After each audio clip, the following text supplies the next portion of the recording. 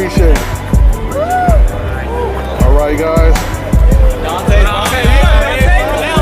What's going on? All right. I was gonna ask you who was gonna win, but I don't have to ask now.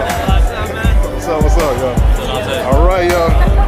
All right. Hey, my man.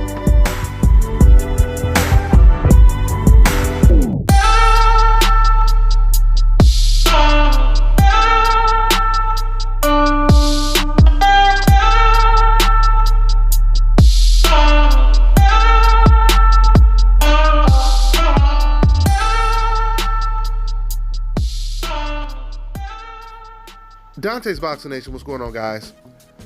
So Canelo Alvarez, he was asked after the press conference that he had with Danny Jacobs, his thoughts on Danny Jacobs thinking that he won't get a fair shake and he'll have to most likely knock out Canelo or beat him extremely decisively to possibly get the win.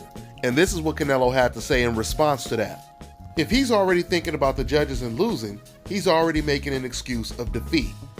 If that's his mindset, that favors me.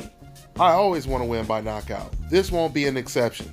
We will go for the knockout with intelligence. End quote. Let me say this for starters. Danny Jacobs never said that he thinks that he's going to lose the fight. He's saying he knows the judges won't give him a fair shake if the fight is competitive. That's not the same thing. There's nothing wrong with being realistic with how the judges may actually score the fight. In fact, I think that will give Danny Jacobs more motivation, knowing that he has to fight even harder than he usually would have had to fight against someone who's not on the level of a Canelo Alvarez or someone who doesn't have the connections that a Canelo Alvarez has. Now, you guys also heard Canelo Alvarez, he says he always goes for the knockout, and I'm sure he does. He was saying that in response to Danny Jacobs saying that he's going to have to knock out Canelo Alvarez. I said on my last video, when it comes to knockouts, there's no doubt about it, Danny Jacobs has actually knocked out better competition than Canelo Alvarez has. Danny Jacobs, he knocked out the undefeated Peter Quillin when he was an underdog in the fight. To knock out the favorite is the most impressive knockout that you can get. Canelo Alvarez, on the other hand, his best knockouts are against Rocky Fielding, Amir Khan, Liam Smith. So he's only knocked out fighters that he was expected and favored to knock out. The question is, can Canelo Alvarez knock out someone people don't expect him to knock out? And the answer is yes, he can. Any fighter can knock out someone they're not supposed to knock out. It's just all about timing and the opportunities that presents itself at the time.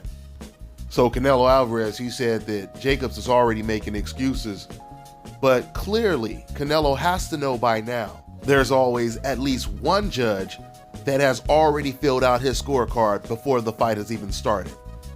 I mean, even Billy Joe Saunders pointed out the fact that he doesn't think Danny Jacobs can win the fight because of the judges. Not because of Canelo, but because of the judges. And the reason why BJ feels that way is because he said they even tried to rob Floyd Mayweather when one judge had the fight a draw when he fought against Canelo. When Canelo fought against Lara, one judge had Canelo winning almost every single round. And a lot of people think that Lara beat Canelo. And the fact that Canelo was willing to give Golovkin a rematch, but not willing to give Lara a rematch, it gives you an idea of how difficult Canelo thought that fight was. And let's not forget, when Canelo fought against Lara, that fight did big numbers. The event was very successful financially. So there was no reason for Canelo not to accept a rematch when the fight ended in controversy. The only reason Canelo wouldn't take the fight is if he felt it was an extremely complicated fight and difficult fight to win. Which coincidentally, this is the way Canelo Alvarez described his up-and-coming fight with Danny Jacobs. He said that this is going to be more difficult and complicated than a Gennady Golovkin fight, which is obviously high praise.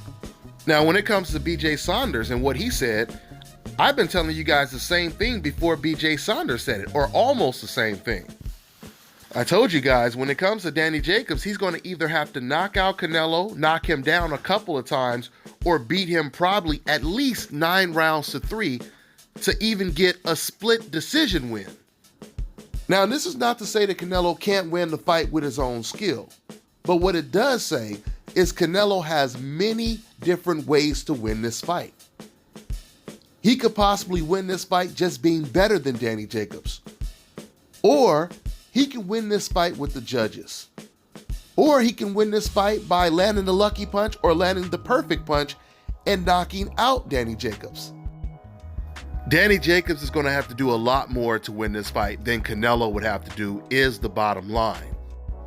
But at the end of the day, if Danny Jacobs were to win this fight decisively and they still gave it to Canelo Alvarez, even though Canelo wouldn't get the same type of backlash that someone on a coincidental list would get, there would still be a level of backlash if this fight ended in controversy in favor of Canelo Alvarez.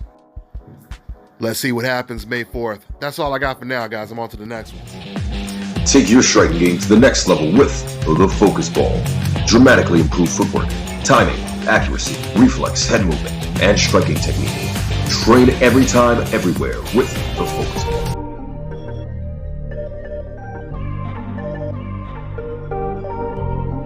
L&D on the track.